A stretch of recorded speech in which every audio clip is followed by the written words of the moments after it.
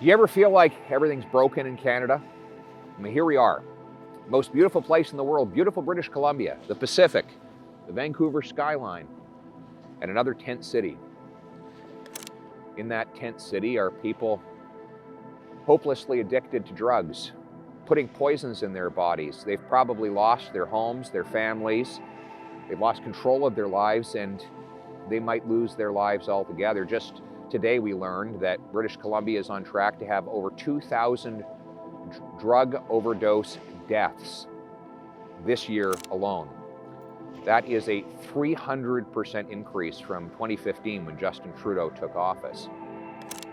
These are Canadian citizens who are losing their lives. They could be your sister, your brother, your daughter, your son. They could even be your parents. This can happen to anyone. Many people got hooked on these drugs by taking them first as medications and then increasing their dosage and eventually becoming outright addicts. It's not just crack cocaine and methamphetamines, but it's opioids that are in the same family of drugs that are often prescribed or overprescribed. But the addictions that we see that have terrorized these people and our communities, they are the result of a failed experiment. This is a deliberate policy by woke, Liberal, and NDP governments to provide taxpayer-funded drugs, flood our streets with easy access to these poisons. This has been tried, not just in Vancouver, but in places like Los Angeles, Portland, Seattle, San Francisco, and always with the same results. Major increases in overdoses and a massive increase in crime. Here in Canada, under Justin Trudeau, we've not only had this 300% increase in overdose deaths in British Columbia, but across Canada, violent crime has increased by 32%. We should have expected this because every time this experiment has been tried, it has resulted in exactly the same outcome.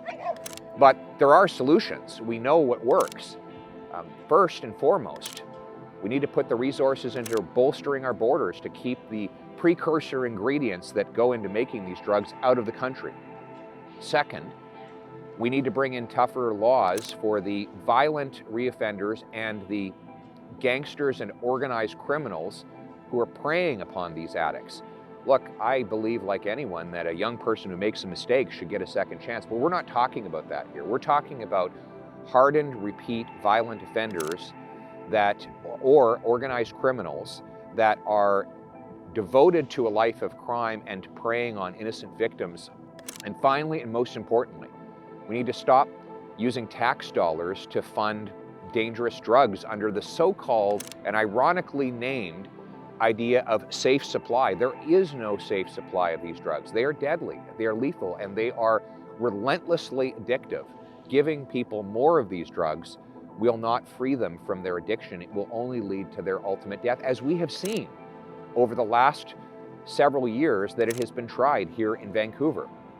Instead, we should put that money into recovery and treatment, detox programs that bring the addict into a facility, help them remove the poisons from their bodies, give them counseling, and help them fix the problems, the underlying psychological problems that got them addicted in the first place. This treatment has been proven to work. In Alberta today, they've managed to cut overdose deaths by almost half by getting people into recovery.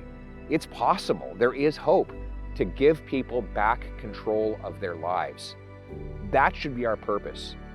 This has failed, but there is hope that we can turn these cities around and save the lives of our fellow citizens.